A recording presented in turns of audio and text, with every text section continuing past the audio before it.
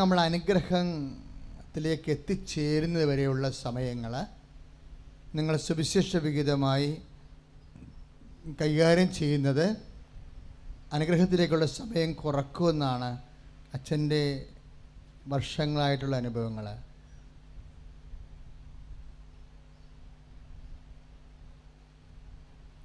അതായത് അനുഗ്രഹത്തിലേക്ക് എത്തിച്ചേരേണ്ട ആ സമയങ്ങളിൽ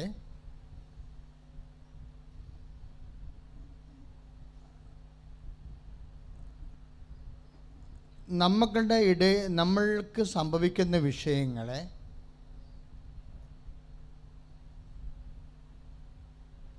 നമ്മൾ സുവിശേഷ വിഹിതമായി ഉപയോഗിക്കുകയാണെങ്കിൽ, ഞാൻ നിങ്ങളെ എഴുന്നേൽപ്പിച്ച് നടത്തിയത് എന്തിനാണെന്നറിയാവോ? ഇൻ കേസ് മഴ വരികയാണെങ്കിൽ ആ മഴ സ്ഥലത്ത് നിൽക്കുന്ന ആൾക്കാർക്ക് അകത്തോട്ട് കയറാൻ വേണ്ടിയാണ്. അപ്പം നിങ്ങൾ ഇരുന്ന് കഴിഞ്ഞാൽ അവർ ബുദ്ധിമുട്ടിലാവും. അതുകൊണ്ട് ഇരിക്കുന്ന ആൾക്കാരെല്ലാം എഴുന്നേൽക്കുക. ഇൻ കേസ് മഴ വരികയാണെങ്കിൽ, വർഷമാണ്, നമുക്കെല്ലാം ദൈവത്തിൻ്റെ ദാനമാണ്. എല്ലാവരും എഴുന്നേൽക്കുക.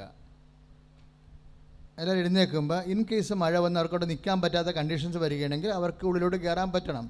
നിങ്ങൾ നിൽക്കുകയാണെങ്കിൽ കയറാൻ പറ്റും. അതുകൊണ്ടാണ് അച്ഛൻ നിങ്ങളെ എഴുന്നേൽപ്പിച്ചത്. ശ്രുതികട ഹല്ലേലൂയ.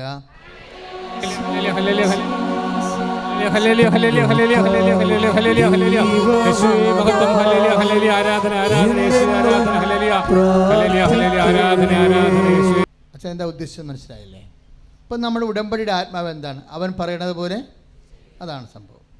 ഇപ്പം ഞങ്ങൾ നിങ്ങൾക്ക് 5, ഇപ്പം യോഹന്നാൻ 2:5 അതിൻ്റെ മർമ്മം അല്ലേ? അവൻ പറയണത് പോലെ ചെയ്യുക. ഇപ്പം നമ്മൾ അമ്മ വഴി ഈശോനോട് ഉടമ്പടി ചെയ്തിരിക്കുന്നത് എന്താണ്?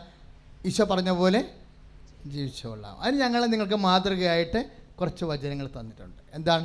ഞാൻ രോഗിയായിരുന്നു, നിങ്ങളെന്നെ സന്ദർശിച്ചു. ഇപ്പോൾ ഉടമ്പടി 1 കൊല്ലം അല്ലെങ്കിൽ 3 മാസം കഴിയുമ്പോൾ നിങ്ങൾക്ക് വേണമെങ്കിൽ വചനം ചേഞ്ച് ചെയ്യാം. പറഞ്ഞാൽ മനസ്സിലായില്ലേ? ഇപ്പം 3 മാസം ഞാൻ രോഗിയായിരുന്നു, നിങ്ങളെന്നെ സന്ദർശിച്ചു എന്നുള്ള വചനം നടപ്പിൽ വരുത്തി അവൻ പറയണത് പോലെ നിങ്ങൾ ചെയ്ത് അപ്പോഴത്തെ 3 മാസം കഴിയുമ്പോൾ നിങ്ങൾക്ക് വേണമെങ്കിൽ കർത്താവിൻ്റെ, നമ്മളെ സംബന്ധിച്ചുള്ള എന്താ ഉദ്ദേശിക്കുന്നത്? കർത്താവിൻ്റെ വചനം ചെയ്താൽ മതിയല്ലോ. അത് ഒരു വചനം നമ്മളൊരു മാസം ചെയ്തിട്ട് നിങ്ങൾക്ക് വേണേൽ ചേഞ്ച് ചെയ്യാം. അടുത്ത 3 മാസത്തേക്ക് നിങ്ങൾ പറയും, കർത്താവിൻ്റെ വേറൊരു വചനം പറഞ്ഞ്, എന്നെ അനുഗമിക്കാൻ ആഗ്രഹിക്കുന്നവൻ എന്ന് പറഞ്ഞ്, എന്നെ അനുഗമിക്കാൻ ആഗ്രഹിക്കുന്നവൻ സ്വയം പരിത്യജിക്കുക, തൻ്റെ കുരിശും എടുത്തുകൊണ്ട് എൻ്റെ പിന്നാലെ വരിക. പതാവൻ പറഞ്ഞതല്ലേ? അപ്പോൾ സ്വയം പരിത്യജിക്കുക. അപ്പോൾ യോഹന്നാൻ, അത് മത്തായി ശ്ലീഹായുടെ സുവിശേഷത്തിലാണ് 16:16. ഇപ്പോൾ നമ്മൾ അടുത്ത 3 മാസം ആത്മീയ അഭ്യാസമായിട്ട് സുവിശേഷ സാക്ഷ്യമായിട്ട് മത്തായി 16:16 ചെയ്യുന്നു. എന്താണ്? എന്നെ അനുഗമിക്കാൻ ആഗ്രഹിക്കുന്നവൻ സ്വയം പരിത്യജിച്ചുകൊണ്ട് തൻ്റെ കുരിശും എടുത്തുകൊണ്ട് എൻ്റെ പിന്നാലെ വരട്ടെ. അപ്പോൾ കുരിശെടുക്കാൻ വേണ്ടി നമ്മൾ 3 മാസത്തേക്ക് തീരുമാനിക്കും. നമുക്ക് പല കുരിശുണ്ട്. എല്ലാ കുരിശുകളും ആരുടെ നാമത്തിൽ നമ്മൾ എടുക്കണത്? ഈശോയുടെ നാമത്തിലാണ് എടുക്കുന്നത്. അതാകുമ്പോൾ പിന്നെ കുറച്ച് എളുപ്പമാവും. എല്ലാ കുരിശിൻ്റെ ഉള്ളിൽ എന്താ ഉള്ളത്? കൃപയാണുള്ളത്. അത് യേശുനാമത്തിൽ എടുക്കുമ്പോഴാണത് കൃപ നമുക്ക് ലഭിക്കുന്നത്. എല്ലാ കുരിശിനും കൃപയുണ്ട്. പക്ഷേ ആ കൃപ നമുക്ക് ഡെലിവറി ചെയ്യിക്കാനുള്ള ടെക്നിക്കാണ്, പാസ്വേഡാണ് ഈശോയുടെ നാമം എന്ന് പറയണത്. എല്ലാ കുരിശിലും ദൈവം കൃപ വെച്ചിട്ടുണ്ട്. പക്ഷേ അതിൻ്റെ പാസ്വേഡ് എന്താണ്? The name of Jesus. കർത്താവിൻ്റെ നാമമാണ്. അത് കർത്താവിൻ്റെ നാമത്തിൽ എടുക്കുമ്പോൾ, ഇപ്പം നിൻ്റെ മുതുകത്തൊരു കുരു വന്നെന്ന് വിചാരിച്ചോ, സിമ്പിൾ തിങ്. അപ്പോൾ എന്നാ സംഭവിക്കാൻ പോണത്? നിനക്ക് നല്ല ഷർട്ട് ഇട്ടുണ്ടോ അല്ല ബ്ലൗസ് ഇട്ടുണ്ടോ പുറത്ത് പോകാൻ തോന്നുക? കുരു പൊട്ടിക്കഴിഞ്ഞാൽ നിന്നെ നല്ല ഷർട്ട് പഴുപ്പ് വരും. അപ്പോൾ പിന്നെ നീ എന്ത് ചെയ്യും? പുറത്ത് പോകാൻ നേരത്തെ നിൻ്റെ സെക്കൻഡ് ഹാൻഡ് ഉടുപ്പിട്ടുണ്ട് പോരും നീ. എന്താ കാര്യം? ഈ പണ്ടാരം എങ്ങനെ പൊട്ടുകയാണെങ്കിൽ എൻ്റെ നല്ല ഉടുപ്പ് പോകത്തല്ലേ? അപ്പോൾ നാട്ടുകാരുടെ മുമ്പിൽ നമുക്ക് നല്ല ഉടുപ്പിടാനുള്ള ആഗ്രഹം പോയി. അത് പരിത്യാഗമായി. അവിടെ പറഞ്ഞ മനസ്സിലായില്ലേ? അത് പരിത്യാഗമായി. അതാണ് എന്നെ അനുഗമിക്കാൻ ആഗ്രഹിക്കുന്നവൻ. അപ്പം നമ്മൾ ആ നല്ല ഉടുപ്പ് എങ്ങനെ മുതുകത്തെ കുരു പൊട്ടുകയാണെങ്കിൽ അതിൻ്റെ പഴുപ്പും ചിലവും നല്ല ഉടുപ്പ് വന്നാൽ ആ നല്ല ഉടുപ്പ് നഷ്ടപ്പെടത്തില്ലേ? അതുകൊണ്ട് ഞാൻ കല്യാണത്തിലാണെങ്കിലും മോശം ഉടുപ്പിട്ടാണ് പോണത്. ഇതെവിടെയാണ്? കർത്താവ് ഇത് അനുവദിക്കുന്നവരെ ഞാനിത്. അപ്പോൾ ഞാൻ സെക്കൻഡ് ഹാൻഡ് ഉടുപ്പിട്ടുകൊണ്ട് പോകുമ്പോൾ എന്നാ പറ്റേണ്ടത്? എൻ്റെ അഭിമാനം പോകും. മൊത്തം പോകത്തില്ല, എൻ്റെ ആ നിലവാരത്തിന് മറ്റുള്ളവരുടെ മുമ്പിൽ എന്തോ ചെറിയൊരു കുറച്ചിൽ. കാര്യം എനിക്ക് നല്ല ഉടുപ്പുണ്ടല്ലോ, നാട്ടുകാരുടെ മുമ്പിൽ എനിക്കൊരു ചെറിയ ഈടൽ. അപ്പോൾ എന്താ പറ്റണത്? അപ്പോഴും നമ്മൾ ഫിലിപ്പ് 2:7 വർക്കൗട്ട് ചെയ്യും. എന്താ? അതും കർത്താവാണ്. പകർത്തിയ ദൈവമായിരിക്കവേ അവൻ ദൈവത്തോടുള്ള സമാനത മുറുകെ പിടിക്കേണ്ട കാര്യമായി പരിഗണിച്ചില്ല. ഫിലിപ്പ് 2:7 വർക്കൗട്ട് ചെയ്യും. അവിടെ എന്തുണ്ട്? പരിത്യാഗമുണ്ട് ഇല്ലേ? അപ്പോൾ ഞാൻ പറയാം, കർത്താവിനോട് പറയാം, കർത്താവേ എൻ്റെ മുതുകത്തുള്ള കുരു നീ എടുത്ത് മാറ്റുന്നത് വരെ ഞാൻ ഈ മോശം ഉടുപ്പിട്ടുകൊണ്ടാണ്, എനിക്ക് നല്ല ഉടുപ്പുണ്ട്, ഞാൻ മോശം ഉടുപ്പിട്ടുകൊണ്ട് പോണത്. അതുകൊണ്ട് എൻ്റെ സ്റ്റാൻഡേർഡിന് അല്പം കുറവിപ്പോൾ കൂട്ടത്തിൽ സംഭവിച്ചിട്ടുണ്ട്. ഇത് ഞാൻ ഫിലിപ്പ് 2:7 അനുസരിച്ച് കൊണ്ട് നീയാണ് നിൻ്റെ സ്റ്റാൻഡേർഡ് കളഞ്ഞ ആൾ. നീ പകർത്തിയ ദൈവമായിരുന്നു. ദൈവത്തോടുള്ള സമാനത നീ മുറുകെ പിടിക്കേണ്ട കാര്യമായി പരിഗണിച്ചില്ല. നീ ദാസനായി നിന്നെ തന്നെ താഴ്ത്തി. അപ്പോൾ നിൻ്റെ താഴ്മ, നീ എനിക്ക് വേണ്ടി നിന്നെ തന്നെ താഴ്ത്തിയത് മനസ്സിലാക്കിക്കൊണ്ട് നിൻ്റെ നാമത്തിൽ ഞാൻ ഈ സെക്കൻഡ് ഹാൻഡ് ഉടുപ്പിട്ടുണ്ട്, നിൻ്റെ നാമത്തിൽ ഞാൻ താഴുന്നു എന്ന് പറയുമ്പോൾ നമ്മൾ ആരാവും? നമ്മൾ ക്രിസ്തുവിൻ്റെ ചൈതന്യത്തിലാണ് ജീവിക്കുന്നത്. അവൻ പറഞ്ഞതുപോലെയാണ് ചെയ്യണത്. സ്തുതിക്കട്ടെ, ഹല്ലേലൂയ. യേശു സ്തോത്രം, ഹല്ലേലൂയ, ഹല്ലേലൂയ.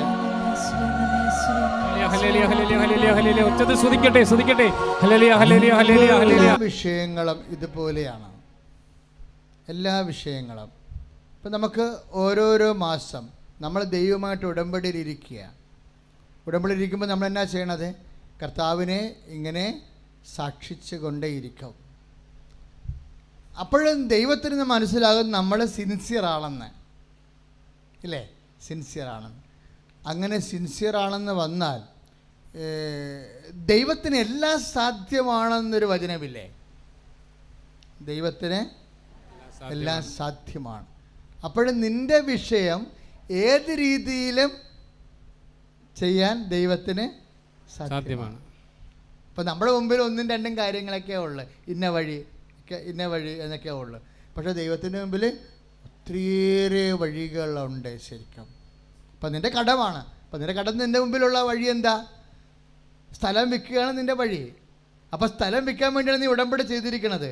ചിലപ്പോൾ സ്ഥലം വിൽക്കാതെ തന്നെ നിൻ്റെ കടങ്ങളെ പരിഹരിക്കാൻ ദൈവത്തിന് കഴിയും. Praise the Lord, praise the Lord, hallelujah, hallelujah. അപ്പം നമ്മൾ വിശ്വസിക്കുമ്പോൾ ദൈവത്തിൻ്റെ സാധ്യതകളിലാണ് വിശ്വസിക്കുന്നത്. മനസ്സിലായില്ലേ?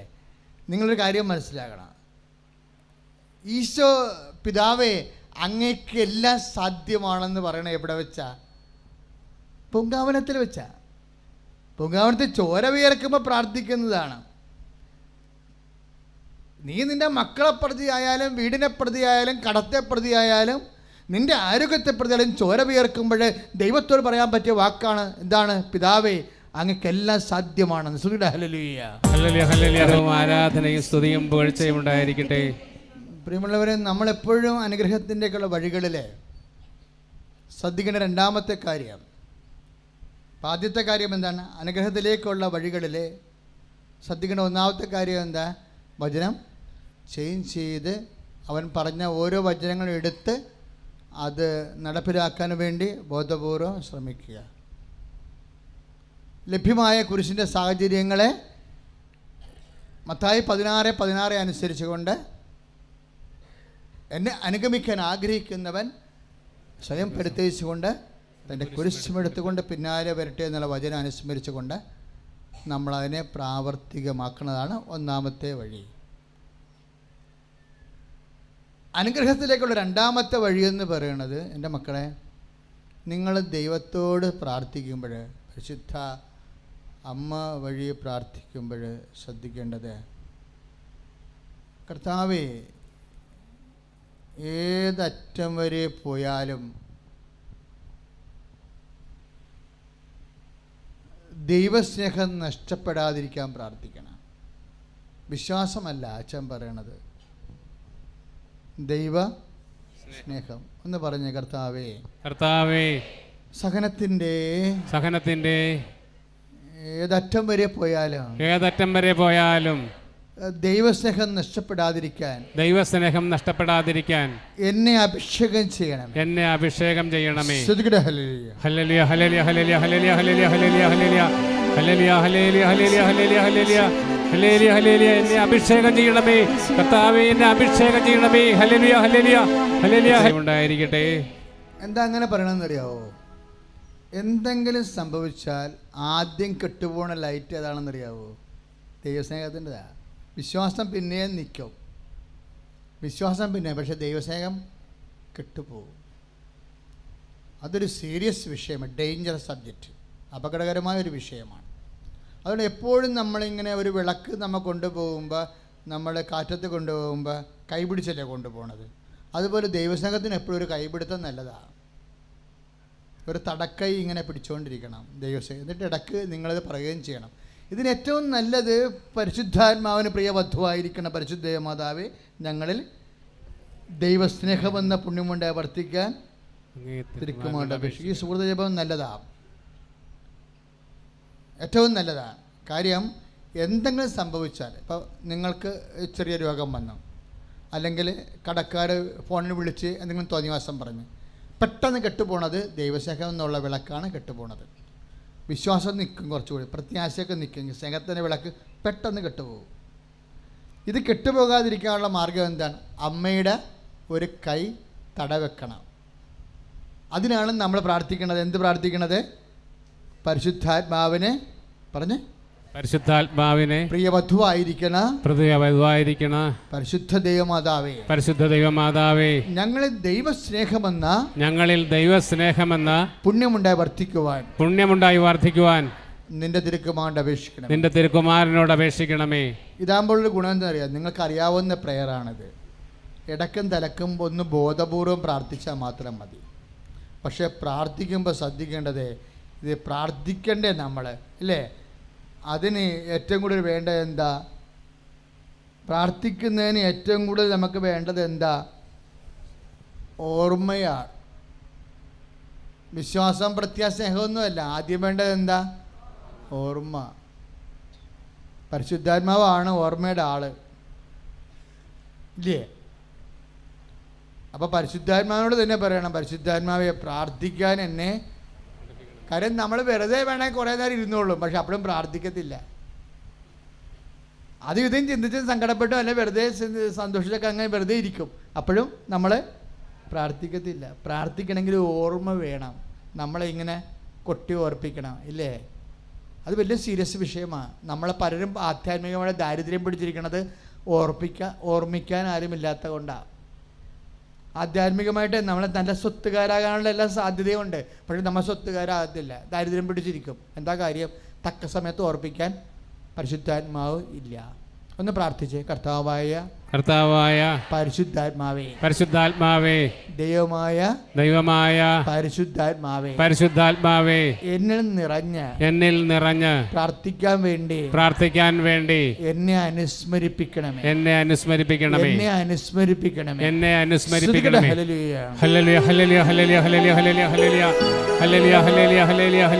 ഏറ്റവും വലിയ സഹായം എന്ന് പറയുന്നത് എന്താണ്? നമ്മളെ അത് വളരെ സീരിയസ് ആയിട്ട് എടുക്കണം. ഞാനൊരു കാര്യം ചോദിക്കട്ടെ, ഇപ്പോൾ PSC നേഴ്സിങ്ങിന് ടെസ്റ്റ് ക്വാളിഫർ ചെയ്തിട്ടുണ്ട് എന്ന് വിചാരിച്ചോ?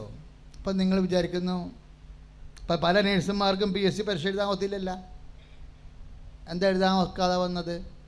അവർക്ക് ഡേറ്റ് ഓർത്തില്ല. അതാണ് PSCയുടെ ക്വാളിഫർ ചെയ്ത ഡേറ്റ്, ആപ്ലിക്കേഷൻ കൊടുക്കേണ്ട ഡേറ്റ് ഓർത്തില്ല. ചെയ്യാമെന്ന് പറഞ്ഞാൽ മറന്നുപോയി. ആ ഡേറ്റ് കഴിഞ്ഞാൽ പിന്നെ ആര് റിജക്റ്റഡ് ആവും. ഇതന്നെ പരിശുദ്ധാത്മാവിന് സംഭവിക്കണത്. ഒരു കാര്യങ്ങളും മറന്നു പോയാൽ എല്ലാം തീർന്നു, ഇല്ലേ? അപ്പം അത് ഓർപ്പിക്കണത് ഒരു ഭയങ്കര സീരിയസ് വിഷയമാണ്. അതാണ് 14:26 ഈശോ കൃത്യമായിട്ട് പറഞ്ഞത്. യോഹന്നാന്റെ സുവിശേഷം പഠിപ്പിച്ചിട്ടുള്ള അവൻ നിങ്ങളെ അനുസ്മരിപ്പിക്കും. കൈ നെറ്റിച്ച് വെച്ച് പ്രാർത്ഥിച്ചേ. നല്ലവണ്ണം പ്രാർത്ഥിക്കുക. കർത്താവായ ദൈവമേ, കർത്താവായ ദൈവമേ, ഞാൻ നടക്കേണ്ട വഴികളും ചെയ്യേണ്ട കാര്യങ്ങളും പ്രാർത്ഥനയുടെ സമയങ്ങളും ആത്മാവിന്റെ നിറവിൽ എന്നെ അനുസ്മരിപ്പിക്കണമേ. ആത്മാവേ പരിശുദ്ധാത്മാവേ, ഓർമ്മശക്തിയാൽ എന്നെ അഭിഷേകം ചെയ്യണമേ. ഹല്ലേലൂയ ഹല്ലേലൂയ. പേടിയോ? ഇപ്പം നമ്മൾ ഉടമ്പടിയിലിരിക്കുന്നവരല്ലേ, അപ്പം ദൈവമായിട്ട് നമ്മൾ ഉടമ്പടി ഇരിക്കുന്നവരാണ്. അപ്പോൾ നമ്മൾ എന്നാ ചെയ്യണത്? എന്നാ ചെയ്താലും, ഒരു കയ്യാല കെട്ടിയാലും ശരി, അവിടെ എല്ലാം ദൈവത്തെ ഓർക്കണം, സ്നേഹത്തോടെ ചെയ്യണം. ഒരു പരീക്ഷ എഴുതിയാലും പഠിച്ചാലും അതും ദൈവത്തെ അനുസ്മരിച്ചുകൊണ്ട് സ്നേഹത്തോടെ ചെയ്യണം. ഈ വിശുദ്ധ വസ്ത്രങ്ങളൊക്കെ വൈദികർ അണിയുമ്പോൾ എന്നാ ചെയ്യണമെന്ന് അറിയാമോ? വസ്ത്രത്തിന് വേണ്ടിയുള്ള പ്രത്യേക പ്രാർത്ഥനകളൊക്കെ ഉണ്ട്. ഇല്ലെന്നുണ്ടെങ്കിൽ അത് സമർപ്പിച്ചിട്ടൊരു കുരിശൊക്കെ ഇട്ടിട്ടാണ് ആ പ്രാർത്ഥന ഉടുപ്പെടുത്തിയിടുന്നത്. എല്ലാ സഭകളിലും ഉണ്ട് ആ പാരമ്പര്യം. വർഷങ്ങളായിട്ട് 2000 കൊല്ലം നിലനിൽക്കുന്ന പാരമ്പര്യമാണ് അതൊക്കെ. അതുപോലെ തന്നെയാണ് വിശുദ്ധ വസ്ത്രം മാത്രമല്ല, എന്തും ചെയ്യുമ്പോൾ നിങ്ങൾ സാരി എടുത്ത് ഉടുത്താലും ഷർട്ട് എടുത്തിട്ടാലും ഒക്കെ ഒരു ഓർമ്മ. എൻ്റെ മക്കളെ, അങ്ങനെയൊക്കെ തുടങ്ങിക്കഴിഞ്ഞാൽ വിവരം മാറും. കാര്യം ദൈവത്തിന് ആളപ്പിടി കിട്ടും. എൻ്റെ മകളാണെന്ന് തോന്നും, എൻ്റെ മകനാണെന്ന് തോന്നും. കാര്യം എന്താണ്? എന്തും ഏതും ചോദിച്ചും പറഞ്ഞും സമർപ്പിച്ചൊക്കെ ചെയ്യുമ്പോൾ നമ്മുടെ ലെവലങ്ങോട്ട് മാറിപ്പോകും. ഒന്ന് പ്രാർത്ഥിച്ച കർത്താവായ ദൈവമേ, അങ്ങയുടെ മകൻ, അങ്ങയുടെ മകൾ എന്ന രീതിയില് ആത്മബന്ധത്തോടെ അങ്ങേ അനുസ്മരിച്ചുകൊണ്ട് അങ്ങേ സമർപ്പിച്ചുകൊണ്ട് എല്ലാം ചെയ്യാൻ എനിക്ക് പ്രത്യേക കൃപ തരണം. ഹല്ലേലൂയ ഹല്ലേലൂയ ഹല്ലേലൂയ ഹല്ലേലൂയ ഹല്ലേലൂയ ഹല്ലേലൂയ ഹല്ലേലൂയ ഹല്ലേലൂയ ഹല്ലേലൂയ ഹല്ലേലൂയ യേശുവേ ഹല്ലേലൂയ ഹല്ലേലൂയ ഹല്ലേലൂയ ഹല്ലേലൂയ ഹല്ലേലൂയ ഹല്ലേലൂയ. മഹത്വം മഹത്വം. സ്തുതിക്കുന്നു കർത്താവേ, സ്തുതിക്കുന്നു. വരിക വരിക ഞങ്ങളിൽ നീ പരിശുദ്ധാത്മാവേ, വരിക വരിക ഞങ്ങളിൽ നീ പരിശുദ്ധാത്മാവേ. സുവിശേഷത്തിൽ എല്ലാം സ്നേഹത്തോടെ ചെയ്ത ഒരാളിൻ്റെ പേരെന്താണെന്നറിയാവോ? മാർത്ത. എല്ലാം സ്നേഹത്തോടെ ചെയ്ത ആളാ. ഭയങ്കര നിങ്ങൾക്കറിയാവോ, കർത്താവ് ആരെങ്കിലും വഴക്കിടുന്നുണ്ടെങ്കിൽ ഓർക്കുക അയാൾ നോട്ടപ്പുള്ളിയാണെന്ന്. അതേ ആൾക്കാരൊന്നും കർത്താവ് വഴക്കിട്ടിട്ടില്ല. മാർത്താനെ വഴക്കിട്ടു, പിന്നെ പത്രോസിനെ വഴക്കിട്ടു. ഇവരിലൊക്കെ എന്തോ നിധിയിരിപ്പുണ്ട്. അത് കർത്താവിന് നല്ല ശരിക്കറിയാം. നിധിയിരിക്കുന്നവനെ കർത്താവ് എപ്പോഴും ശാസിച്ചുകൊണ്ടേയിരിക്കും. മാർത്തായോട് എന്താ പറഞ്ഞത്? നീ ആദ്യം വലിയ കാര്യങ്ങളൊന്നും പറയണ്ട, മര്യാദക്ക് ചെയ്യാനുള്ള ചെയ്തിരിക്കടെ വന്നിരുന്നാൽ മതി എന്ന് പറയും. മാർത്തായുടെ പ്രശ്നം എന്തായിരുന്നു? കർത്താവേ, ഇപ്പം ലൂക്കാൻ്റെ സുവിശേഷമില്ലേ, വിശുദ്ധ ലൂക്ക 10:38 എന്താ പറയണേ? ബഥനിയിൽ കർത്താവ് വിരുന്ന് വന്നപ്പോൾ മാർത്ത അവനെ പരിചരിച്ചു. മറിയം പദാന്തികത്തിൽ ഇരുന്നു. മാർത്തയ്ക്ക് സങ്കടം വന്നു. പരിചരണ വിഷയത്തിൽ എന്നെ തനിയെ വിട്ടിരിക്കുന്നതിനെക്കുറിച്ച് നിനക്ക് ചിന്തയില്ല, അവളോട് എന്നെ സഹായിക്കാൻ പറയാൻ പറഞ്ഞു. അപ്പോൾ കർത്താവ് പറഞ്ഞു, മാർത്ത, നീ പല കാര്യങ്ങളെ ഓർത്ത് ചുമ്മാ ഉത്കണ്ഠ കുറയായിരിക്കുന്നു. ആവശ്യമായത് ഒന്നേ ഉള്ളൂ, അത് അവൾ തിരഞ്ഞെടുത്തു. അതിൻ്റെ പേരിൽ നിന്ന് അവളിൽ നിന്നത് മാറ്റപ്പെടുകയില്ല എന്ന് പറഞ്ഞു. അപ്പോൾ നമുക്ക് തോന്നി, മാർത്ത വഴക്ക് കേട്ടല്ലോ, മറിയം ചെയ്തതല്ലേ നല്ലതെന്ന്. ദൈവം എന്ത് പറഞ്ഞു എന്നുള്ളത് ഒരു വിഷയം തന്നെയാണ്. പക്ഷേ പലപ്പോഴും വരുന്ന വിഷയം, നമ്മൾ ഈ സുവിശേഷം അങ്ങോട്ട് വായിച്ച് കഴിയുമ്പോൾ ഒരു വിഷയമുണ്ടായപ്പോഴും മാർത്ത എന്ത് നിലപാടെടുത്തെന്ന് യോഹന്നാൻ 11:27 എഴുതിയിട്ടുണ്ട്. യോഹന്നാൻ 11:27 20 11:20. എന്താ കാര്യം എന്നറിയാമോ? ലാസർ മരിച്ച ദിവസമില്ലേ, ഇവിടെ ആങ്ങളയായിരുന്നല്ലോ, മാർത്തായുടെയും മറിയത്തിൻ്റെയും ആങ്ങളയാണ് ലാസർ. അപ്പനില്ലാത്ത കുടുംബമാണ്. ആങ്ങളെ മരിച്ച അപ്പം മരിച്ച പോലെയായി, ആരും ഇല്ല, അനാഥമായ കുടുംബം.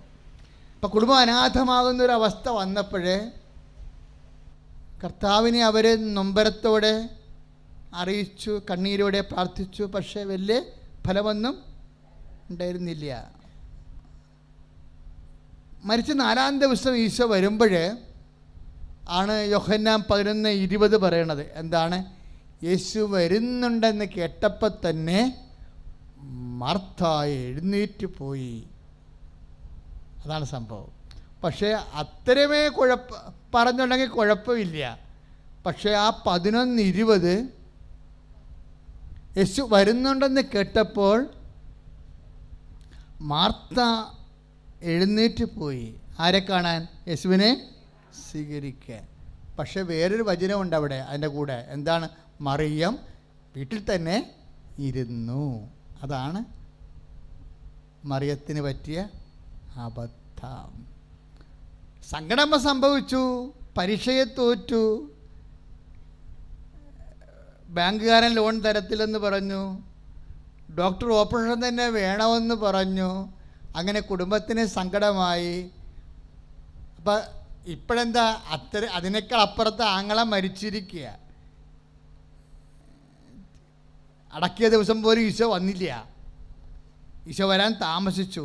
പക്ഷേ എങ്കിലും വന്ന് വൈകിപ്പോയിട്ട് പോലും ഈശോ വന്നെന്നപ്പോൾ കേട്ടപ്പോഴേ മാർത്ത എഴുന്നേറ്റ് പോയി. അടുക്കളക്കാരത്തി എഴുന്നേറ്റ് പോയി. പണ്ട് വചനം കേട്ട കക്ഷി. അതാണ് യോഹന്നാൻ 11:20. അവിടെ തന്നെ ഇരുന്നു. പക്ഷെ അതുകൊണ്ട് വല്ല കുഴപ്പമുണ്ടോ? ഭയങ്കര കുഴപ്പമായിപ്പോയി. എന്താ കാര്യം? പിന്നീട് ഈശോ സംസാരിക്കണതെല്ലാം ആരോടാ? മാർത്തായോടാണ്. മാർത്ത ഈ സങ്കടകരമായ അവസ്ഥയിലും വിശ്വാസം പ്രഖ്യാപിക്കണ കേൾക്കാം. എന്താ പറയണത്? കർത്താവേ, അങ്ങിവിടെ ഉണ്ടായിരുന്നെങ്കിൽ എൻ്റെ സഹോദരൻ മരിക്കില്ല. എങ്കിലും അങ്ങ് ദൈവത്തോട് ചോദിക്കണത് എന്തും ദൈവം തരുമെന്ന് എനിക്ക് അറിയാം, അല്ലേ എന്നല്ലേ പറയണേ? അപ്പോൾ ഉടനെ അവളോട് ഈശോ എന്നെ സംസാരിക്കും. ഞാൻ ചോദിക്കണേ എന്താ ദൈവത്തോട്? നിൻ്റെ സഹോദരനെ ഉയർത്തെഴുന്നേൽപ്പിക്കാനാണെന്ന്. അങ്ങനെ മാർത്ത പറഞ്ഞില്ലല്ലോ. പറഞ്ഞോ? അങ്ങ് ദൈവത്തോട് ചോദിക്കണത് എന്തും ദൈവം തരുമെന്നല്ലേ പറഞ്ഞത്. പക്ഷേ ഈശോയാണ് അത് വിഭജിച്ച് പറയണത്. എന്താണ്? ഞാൻ ദൈവത്തോട് ചോദിക്കണത് എന്താ? നിൻ്റെ സഹോദരനെ ഉയർത്തെഴുന്നേൽപ്പിക്കാൻ തന്നെയാണ്. നിൻ്റെ സഹോദരൻ ഉയർത്തെഴുന്നേൽക്കുമെന്ന് പറയും. അപ്പോൾ ഉടനെ മാർത്ത പറയും, എനിക്കറിയാം അന്തിമ നാളിൽ 11:24 യോഹന്നാൻ്റെ സുവിശേഷം.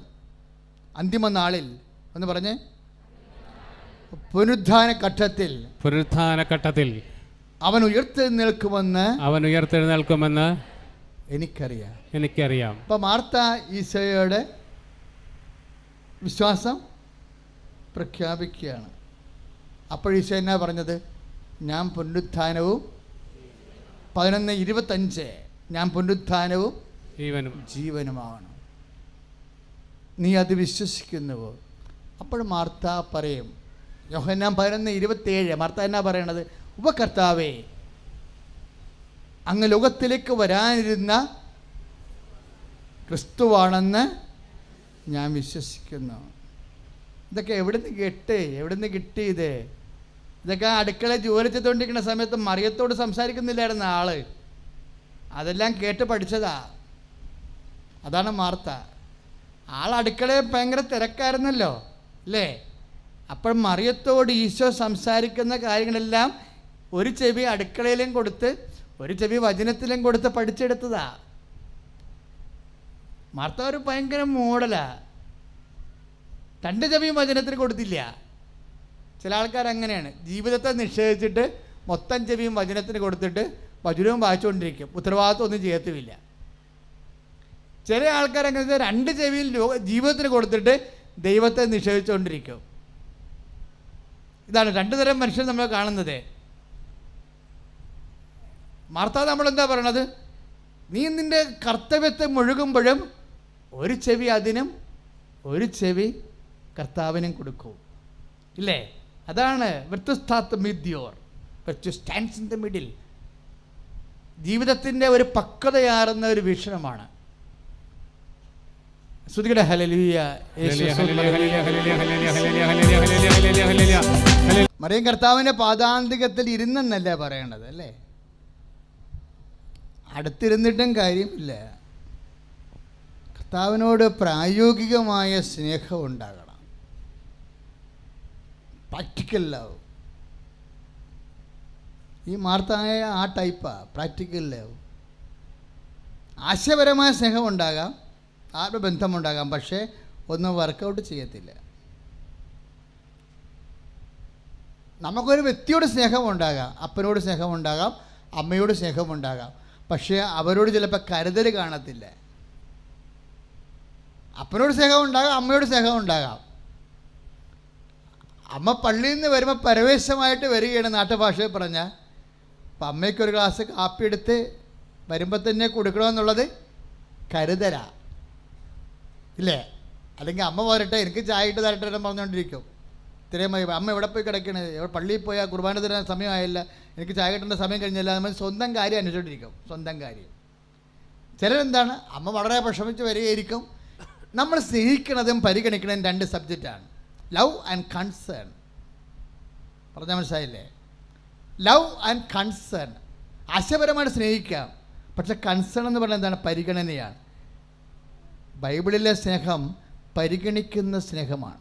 പരിഗണിക്കുന്ന സ്നേഹത്തിൻ്റെ മാതൃകയാണ് മാർത്ത. കർത്താവിനും വയറുണ്ടെന്നും വിശക്കുമെന്നും നല്ലവണ്ണം അറിയാം. അതുകൊണ്ട് ആളിന് വചനം വേണം, അതേസമയം തന്നെ കർത്താവിന് ഭയങ്കര ബാലൻസ്ഡ് ലവാണ്. അതും ദൈവത്തിന് നല്ലവണ്ണം അറിയാം. അതുകൊണ്ട് പത്രോസിൻ്റെ റാങ്കാണ് പലപ്പോഴും മാർത്തായിക്കുള്ളത്. ദൈവമായിട്ട് ജീവിക്കാൻ ഭയങ്കര രസമാണ് മക്കളെ, പക്ഷെ കളി അറിയണമെന്ന് മാത്രമേ ഉള്ളൂ. അതിൻ്റെ ഒരു ഡൈനാമിസം അറിയണം ദൈവത്തോട് എങ്ങനെ. മാർത്ത നമുക്ക് നല്ലൊരു മോഡലാണ്. എന്താ ഇങ്ങനെ ചില സമയത്ത് പെട്ടെന്ന് ചില സമയത്ത് മാർത്ത ഇങ്ങനെ സെൻറ്റ് പീറ്ററിനോളം വളരണ കാണാം. നമുക്കൊരു മോഡലാണ് ബൈബിളിലെ. ഈ ദൈവത്തെ വളരണ എങ്ങനെയാണെന്ന് അറിയാവോ? യേശുക്രിസ്തു ജീവിച്ചിരുന്ന കാലത്ത് ദൈവം നമുക്ക് നൽകിയിട്ടുള്ള ഈശോയുമായിട്ട് ഇടപഴകിയിട്ടുള്ള ആൾക്കാരുടെ ആധ്യാത്മിക നിലവാരങ്ങളാണ് നമുക്ക് മാതൃകയാകണത്. അതിലൊന്നാമത്തെ ആളാണ് അമ്മ.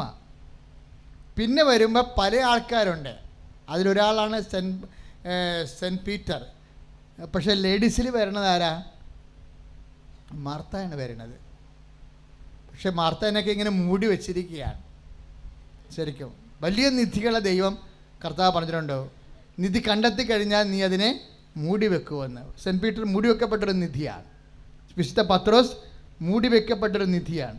തള്ളിപ്പറഞ്ഞ ആരാണെന്ന് ഇപ്പോഴും ചോദിച്ചാൽ എല്ലാവരോടും പറയും പത്രോസാണെന്ന്. കർത്താവ് പറയും ഞാനാണ് അവനെ തള്ളിപ്പറഞ്ഞത് എന്ന് പറയും. എന്താ കാര്യം?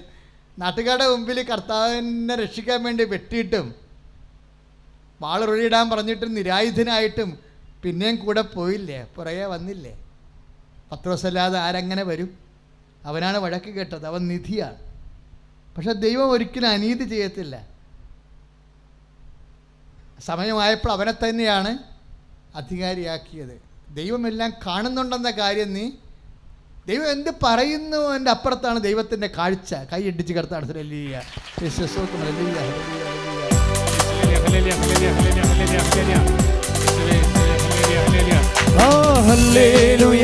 ജയം ഹല്ലേലൂയ, യേശു കർത്താവ് ജീവിക്കുന്നു. ഹല്ലേലൂയ, ജയം ഹല്ലേലൂയ, യേശു കർത്താവ് ജീവിക്കുന്നു. പരിശുദ്ധ പരമ ദിവ്യകാരുണ്യത്തിന് എന്നേരവും ആരാധനയും സ്തുതിയും പുകഴ്ചയും ഉണ്ടായിരിക്കട്ടെ. ഇപ്പം മാർത്ത എന്നാ പറയണത്? ഞാൻ പുനരുത്ഥാനവും ജീവനുമാകുന്നു, എന്നിൽ വിശ്വസിക്കുന്ന മരിച്ചാലും ജീവിക്കുമെന്ന് പറയുമ്പോൾ യോഹന്നാൻ 11:27 പറയുമ്പോൾ മാർത്ത മറുപടി എന്താ പറയണത്? ഉപകർത്താവേ, അങ്ങ് ലോകത്തിലേക്ക് വരാനിരുന്ന മിശിഹായാണെന്ന് ഞാൻ വിശ്വസിക്കുന്നു. അല്ലേ?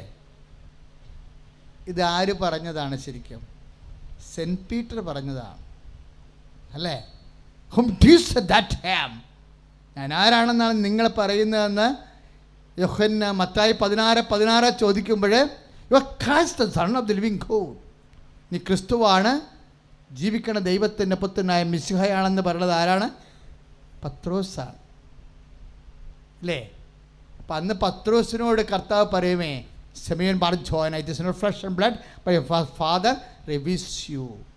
നിനക്ക് ഇത് വെളിപ്പെടുത്തിയത് മാംസവും രക്തവുമല്ല, മനുഷ്യൻ്റെ കഴിവല്ല, മറിച്ച് എൻ്റെ സ്വർഗസ്ഥനായ പിതാവ്. യേശു ക്രിസ്തുവാണെന്ന് വെളിപ്പെടുത്തുന്നത് ആരാണ്? പിതാവായ ദൈവമായിരിക്കും. യേശു ക്രിസ്തുവാണെന്ന് പത്രോസിന് വെളിപ്പെടുത്തി കൊടുത്തത് പിതാവായ ദൈവമാണെന്നുണ്ടെങ്കിൽ ഈ മാർത്തായ്ക്ക് വെളിപ്പെടുത്തി കൊടുത്തത് ആരായിരിക്കും? പിതാവായ ദൈവം തന്നെയായിരിക്കും. പിതാവായ ദൈവവും മാർത്തായുമായിട്ട് എങ്ങനെ ഈ ബന്ധം വന്നത്? സ്നേഹിച്ച് ബന്ധപ്പെട്ടതാ. എന്താ കാര്യം? കർത്താവ് പറഞ്ഞിട്ടില്ലേ, എന്നെ സ്നേഹിക്കണവനെ ഞാൻ എന്നെ തന്നെ, നിങ്ങൾ എൻ്റെ കൽപ്പന പാലിക്കുകയും നിങ്ങൾ എന്നെ സ്നേഹിക്കുകയും എൻ്റെ കൽപ്പന പാലിക്കുകയും ചെയ്യുമ്പോൾ ഞങ്ങൾ വന്ന് അവനിൽ വാസം ഉറപ്പിക്കും, എന്നെ തന്നെ ഞാനവന് വെളിപ്പെടുത്തും. യോഹന്നാൻ 14:21. അപ്പോൾ എപ്പോഴാണ് വെളിപാടുണ്ടാകണത്? ദൈവത്തെ സ്നേഹിക്കുമ്പോഴാണ്, വാക്കിലും പ്രവൃത്തിയിലും. വാക്കിൽ സ്നേഹിക്കുന്ന ആളാണ് മറിയം, വാക്കിലും പ്രവൃത്തിയിലും സ്നേഹിക്കുന്ന ആളാണ് മാർത്ത. അതുകൊണ്ട് പിതാവായ ദൈവം യേശു ക്രിസ്തുവാണെന്ന്, അതേ കർത്താവ്, കർത്താവേ അങ്ങ് ലോകത്തിലേക്ക് വരായിരുന്നു മിശിഹായാണെന്ന് ഞാൻ വിശ്വസിക്കുന്നു എന്ന് പറഞ്ഞത് ആരാണ്? സെൻറ്റ് പീറ്ററിനെ പോലെ പറഞ്ഞത് ആരാണ്? മാർത്തായാണ്. പ്രാർത്ഥിക്കുക, കർത്താവായ ദൈവമേ, കർത്താവായ ദൈവമേ, ജീവിതത്തിൽ മാർത്തായെ പോലെ, ജീവിതത്തിൽ മാർത്തായെ പോലെ വാക്കിലും പ്രവൃത്തിയിലും അങ്ങേ സ്നേഹിച്ച് സുവിശേഷ സാക്ഷിയായി വചന വെളിപാടിന്റെ അഭിഷേകം പ്രാപിക്കാൻ അഭിഷേകം ചെയ്യണമേ. ഹല്ലേലൂയ, ഹല്ലേലൂയ, ഹല്ലേലൂയ, ഹല്ലേലൂയ, ഹല്ലേലൂയ, ഹല്ലേലൂയ, ഹല്ലേലൂയ, ഹല്ലേലൂയ. പ്രാർത്ഥനയും ജീവിത ദുരിതങ്ങൾക്കും എതിരെയുള്ള ദൈവിക ശാസന പ്രാർത്ഥന പരിശുദ്ധ അമ്മയുടെ മധ്യസ്ഥതയിൽ നമുക്ക് ആമുഖത്തിൽ തന്നെ ആത്മാവ് വെളിപ്പെടുത്തി തന്നിരുന്നു. ഇപ്പോൾ നമ്മൾ വചനവും കിട്ടി. നിങ്ങൾ യൂട്യൂബിൽ ചെന്നതിന് ശേഷം രാത്രി വചനം വീണ്ടും കേൾക്കണം കേട്ടോ, നിങ്ങളെ അത് സഹായിക്കും. മാർത്ത ഹൈലൈറ്റ് ചെയ്യപ്പെട്ടിരിക്കുന്ന ദിവസമാണ്. ഒരു പക്ഷേ നിങ്ങൾ യൂട്യൂബിൽ അത് കേൾക്കുമ്പോൾ കണ്ണീരോടെ പ്രാർത്ഥിക്കണം, കർത്താവേ വാക്കിലും പ്രവൃത്തിയിലും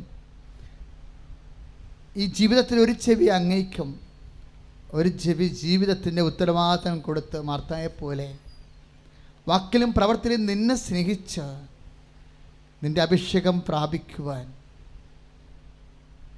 നിൻ്റെ വെളിപാട് കൈക്കൊള്ളുവാൻ, പത്രോസിനോളം ഈശോയിൽ വളരുവാൻ എന്നെ സഹായിക്കണമേ എന്ന് ആത്മാർത്ഥമായി പ്രാർത്ഥിക്കണം. വലിയ നിധികളെ കർത്താവ് മൂടിവെക്കുമെന്ന് പറയും. ദൈവം നിന്നെ നിധിയായി കണ്ടു കഴിഞ്ഞാൽ നീ ദൈവിക ശാസ്ത്രം മേടിക്കാൻ തയ്യാറാകണം. കാര്യമില്ലാതെ ദൈവം ശാസിക്കും. എന്നെയും ശാസിച്ചിട്ടുണ്ട് കുറേ. ഞാൻ ചെയ്യാത്ത തെറ്റിനൊക്കെ കുറേ ശാസ്ത്രം മേടിച്ചിട്ടുള്ള ആളാണ്. പക്ഷെ എനിക്കതൊന്നും മനസ്സിലാവത്തില്ലായിരുന്നു അപ്പോഴൊക്കെ. ഇപ്പോഴൊക്കെ മനസ്സിലാവും. അതുപോലെ നീ ശാസ്ത്രം മേടിക്കും ദൈവത്തിൽ നിന്ന് ചെയ്യാത്ത കുറ്റത്തിന്. നിനക്ക് നീതിയായിട്ടുള്ള കാര്യങ്ങൾ ചിലപ്പോൾ ദൈവം തരേണ്ടുള്ള കാര്യങ്ങൾ പോലും ചിലപ്പോൾ തരാണ്ടിരിക്കിട്ട് നിന്നെ വലിക്കും. അപ്പോൾ ഓർക്കണം, ദൈവവേദയിലെ എന്നെ നിധിയായി ദൈവം കണ്ടു, മാർത്തായോളം എന്നെ ഉയർത്തി, പത്രോസിനോളം എന്നെ തിരിച്ചറിഞ്ഞു, കർത്താവിനെ മൂടി വെച്ചെന്ന്.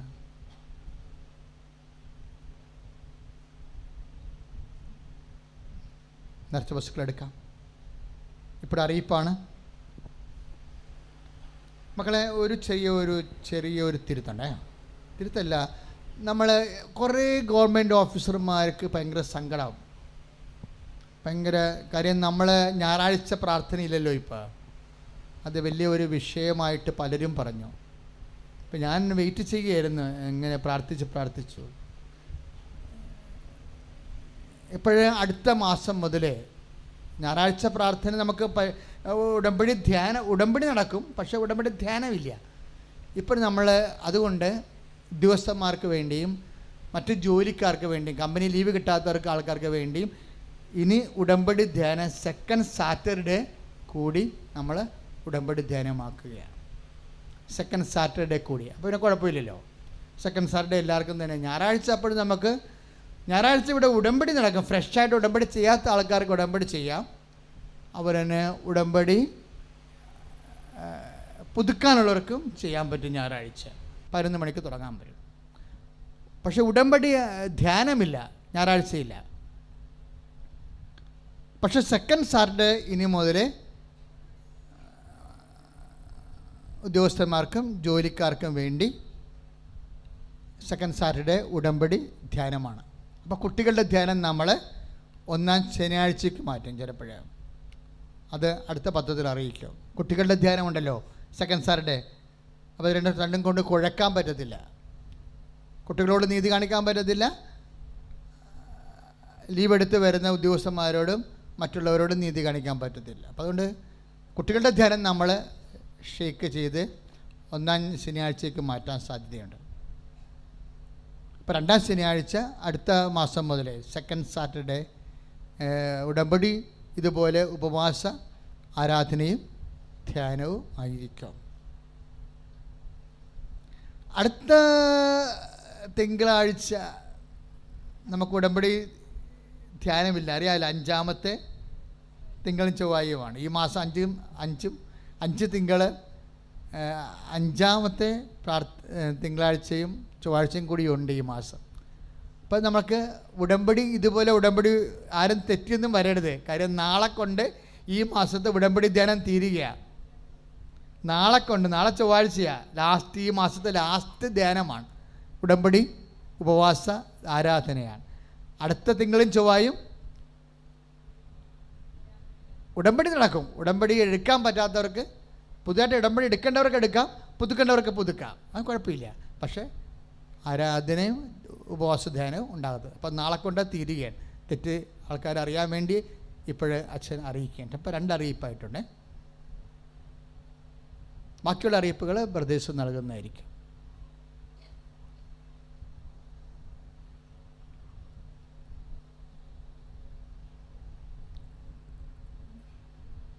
ഒരു ധ്യാനമാണ് നമ്മൾ ഇവിടെ വന്ന് കൂടേണ്ടത്. നിങ്ങൾ ഒരു മാസം ഒരു ധ്യാനം മാത്രം, ബാക്കിയെല്ലാം ഷാലോൺ ടി വിയിലും യൂട്യൂബിലുമാണ് നിങ്ങൾ കൂടേണ്ടത്.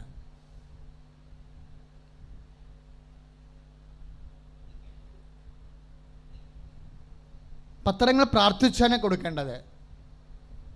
അത് ഹോം മിഷനാണ്. നിങ്ങളുടെ വീടുകളിൽ നമുക്ക് പത്രം പ്രാർത്ഥിച്ച് പ്രേക്ഷിത പ്രവർത്തനം ചെയ്യാവുന്നതാണ്.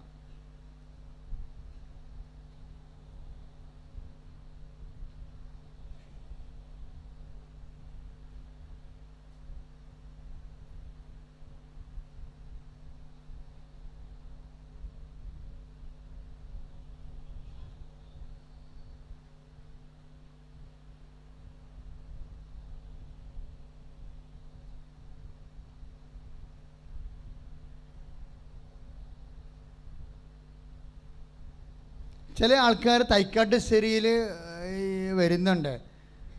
അവിടെ ഇനി എങ്ങനെ വന്നാലും മിനിറ്റൊക്കെയാണ് കിട്ടണം. ഇത്രയും കഷ്ടപ്പെട്ട് കാറിനൊക്കെ വന്നിട്ട് മിനിറ്റ് കിട്ടിയിട്ട് എന്നാ കാണിക്കാനാണ്? നിങ്ങൾ മാക്സിമം ഇവിടം കൊണ്ട് തന്നെ കാര്യങ്ങൾ ചെയ്യാൻ നോക്കണം. ഇപ്പോൾ എല്ലാ പ്രാർത്ഥനയും കഴിയുമ്പോൾ ഉടമ്പടി 4 പുതുക്കിയവർ, 3 പുതുക്കിയവർ, 2 പുതുക്കിയവർ, 1 പുതുക്കിയവരൊക്കെ നമ്മൾ അച്ഛൻ വിളിച്ച് അത്യാവശ്യക്കാരെ കാണുന്നുണ്ട് ഇവിടെ. പകരം തൈക്കാട്ടുശ്ശേരി വരണ്ട. കാര്യം ഏത് സമയത്തും അവിടുന്ന് അച്ഛൻ പ്രോഗ്രാം എടുത്ത് പോകും. അപ്പം നിങ്ങൾ അവിടെയുള്ള ആൾക്കാരെ ഒന്നും കോൺടാക്റ്റ് ചെയ്യരുത്. അവർക്കൊന്നും ചാർജ് ഇല്ലാത്തവരാണ്. അവിടെയുള്ളൊരു ഇടവക പ്രവർത്തകരില്ല. അവർ കൃപാസനോട് എന്നാ ബന്ധം? അവർക്ക് ഒരു ബന്ധവുമില്ല. അപ്പോൾ ആവശ്യമില്ലാതെ ഒന്ന് അവരെ വിളിച്ച് അച്ഛനുണ്ടാകുക, അച്ഛനില്ല എന്നൊക്കെ ചോദിച്ചിട്ട് കാര്യമില്ല. ചിലപ്പോൾ അച്ഛൻ ആ സമയത്തൊക്കെ പ്രോഗ്രാം ചേഞ്ച് ചെയ്യണത് അവർക്കറിയാൻ പറ്റത്തില്ല. കുറേ ആൾക്കാർക്ക് തന്നെ മണ്ടപ്പത്തരം പറയുന്നുണ്ട്. കാറും പിടിച്ച് വന്നിട്ട് വെറുതെ തിരിച്ചു പോകുന്ന ആൾക്കാർ. അങ്ങനെ മണ്ടത്തരങ്ങളൊന്നും കാണിക്കരുത്. കൃപാസനത്തിലുള്ള രൂപയിൽ കൃപാസനത്തിൽ തന്നെ കാര്യങ്ങൾ ചെയ്യാൻ വേണ്ടി പ്രത്യേകം ശ്രദ്ധിക്കണം.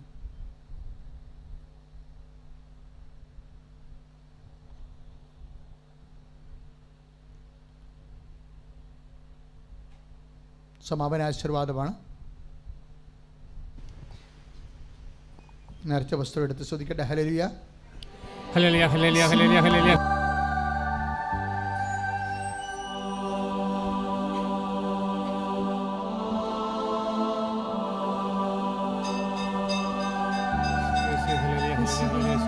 എല്ലാവരും പ്രാർത്ഥിക്കട്ടെ. യേശുവേ യേശുവേ എന്ന് വിളിക്കട്ടെ.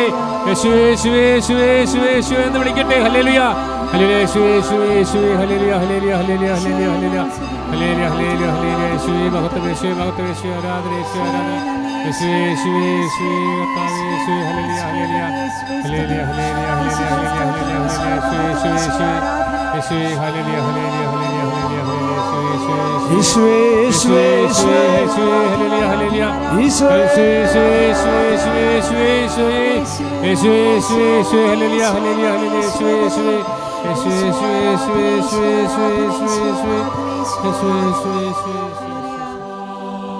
പരിശുദ്ധ പരമമാ ദിവ്യകാരുണ്യമേ, എന്നുമെന്നും അങ്ങേക്കാരാധന. പരിശുദ്ധ പരമമാ ദിവ്യകാരുണ്യമേ,